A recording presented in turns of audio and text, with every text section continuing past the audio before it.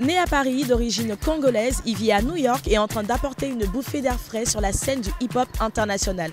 De la trap, du rap, de l'électro et surtout des rythmes aux couleurs d'Afrique.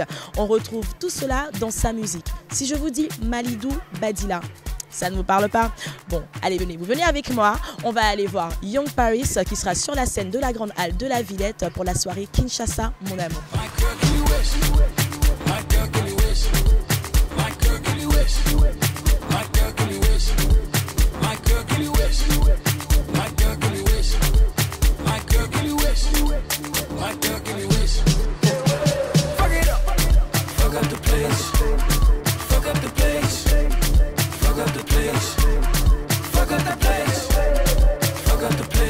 Young Paris, on t'a découvert sur scène au cours des 2 précédentes éditions d'Afropunk. Tu as été récemment signé sur Roc Nation, le label de Jay-Z. En faisant des petites recherches, j'ai vu que tu avais toujours été passionné par la musique. Ce que tu fais, c'est un mélange de hip-hop, de trap, d'électro et surtout de rythmes africains.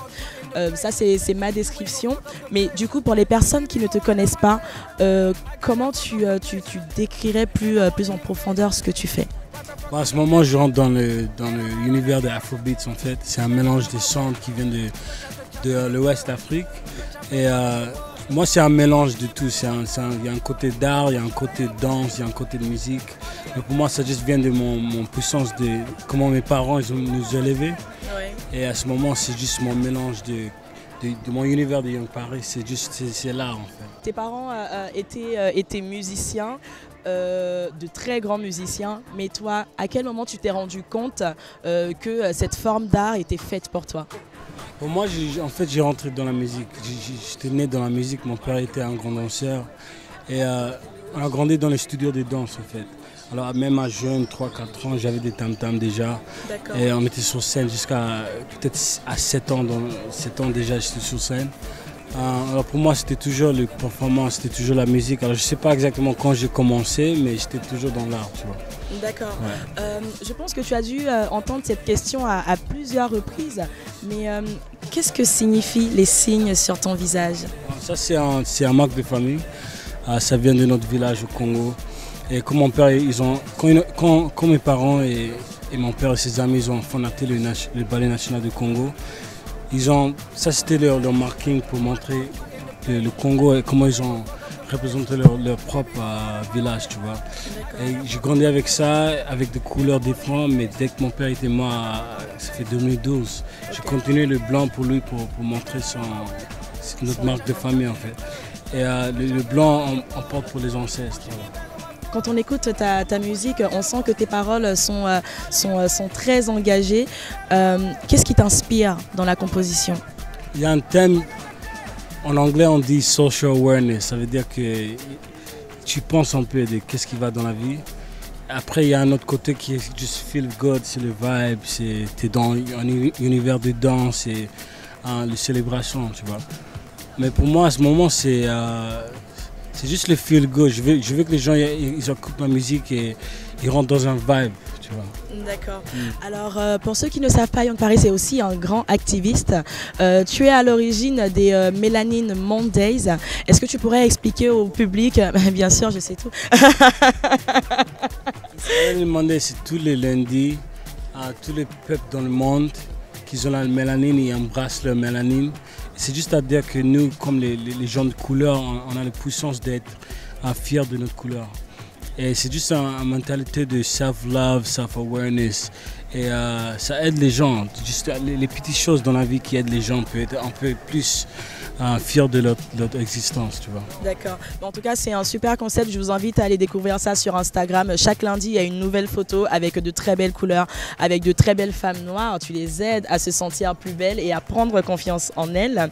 Et au final, pour ton père, pour tes parents qui étaient ces grands artistes, qui étaient des activistes, qui ont contribué à un peu ramener la paix au Congo, qui étaient vraiment très présents pendant les années post-coloniales, qu'est-ce que ça fait aujourd'hui à ta famille, à tes proches, de voir que tu es non seulement un grand activiste, mais aussi un grand artiste et que tu apportes une vraie bouffée d'air frais à la scène hip-hop internationale? Ah bon, la famille, ils sont très contents en fait. mais on fait tous ensemble. Alors même dans mes shows, il y a mes soeurs qui dansent, il y a mes frères qui dansent. Alors c'est pas juste une famille qui ouais vas-y notre frère il fait leur truc, on est ensemble quand on fait. Alors mais moi je sais que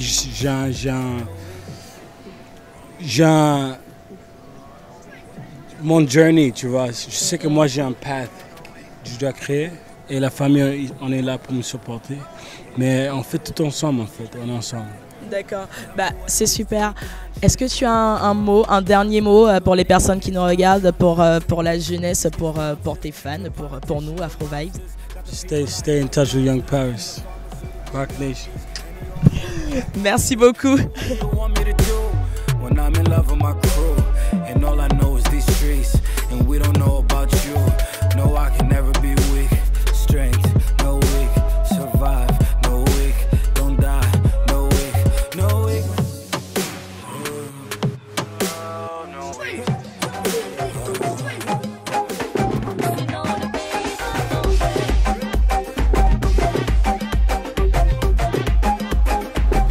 Lui aussi sera sur la scène de la grande halle de la Villette pour la soirée Kinshasa, mon amour. On dit de lui que c'est le Daft Punk africain. Sa musique vous fera voyager dans l'Afrique du futur. Nous allons tout de suite rencontrer Afrotronics.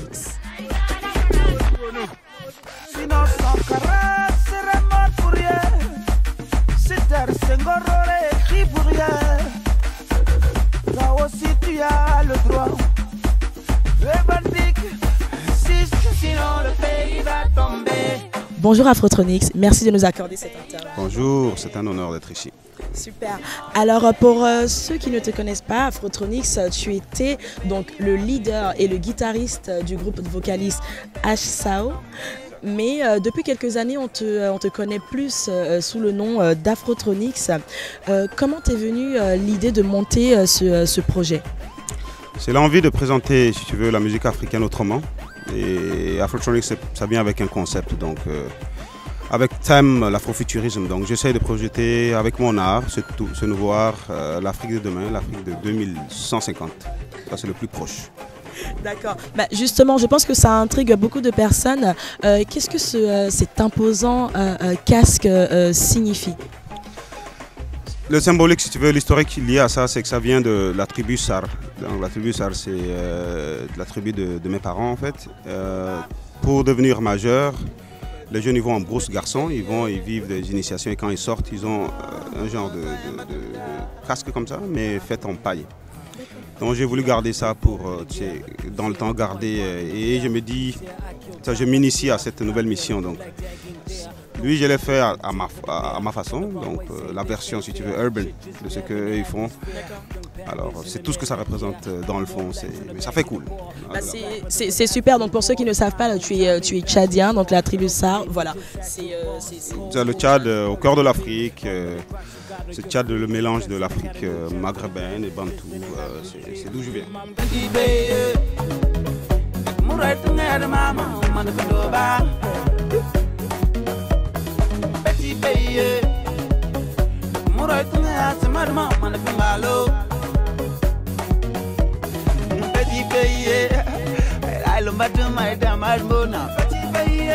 Dans tes textes, tu sensibilises, tu prônes une Afrique unie, une Afrique futuriste, mais qu'est-ce que ça représente pour toi, une Afrique futuriste?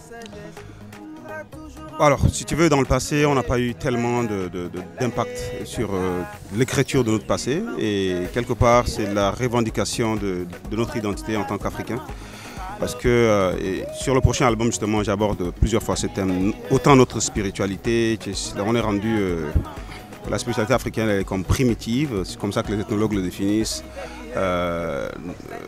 Nos héros sont considérés comme, je sais pas, des faibles parce qu'ils ont été battus et tout ça, mais avec cette approche de l'afrofuturisme, c'est un peu redéfinir le futur. Donc là, on a l'occasion de dire comment ça va avoir l'air notre futur.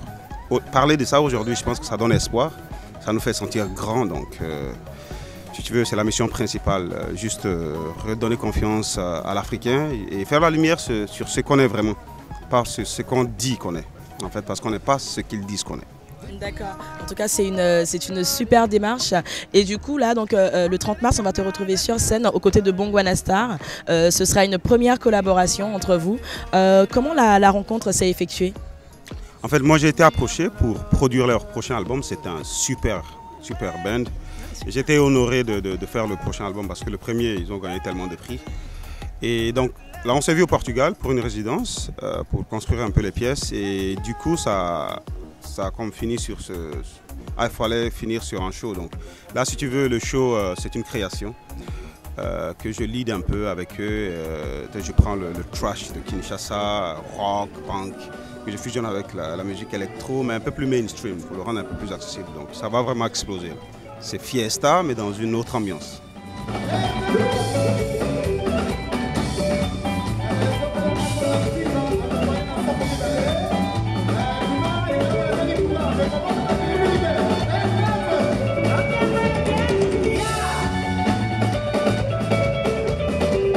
Est-ce que tu as un mot à faire passer aux personnes qui nous regardent, un petit message d'espoir, parce que je sais que tu es une personne engagée et que ça fait du bien d'entendre des belles choses. Je pense qu'aujourd'hui, l'Afrique est rendue, avec ceux qui décident de bannir le franc CFA. J'ai envie de dire que je suis contre cette monnaie. Il faut se dire, on est confiant, l'avenir a l'air clair, n'ayons pas peur de nous prendre en main et puis aussi de lutter contre l'ingérence. Donc l'Afrique de demain est positive, soyez fiers, soyez qui vous êtes, on n'a pas honte de dire qui on est. Et il faut l'assumer. À la fête, je vous invite surtout de venir à cette fête. On va célébrer cette pensée ensemble. Très bien, super, merci beaucoup.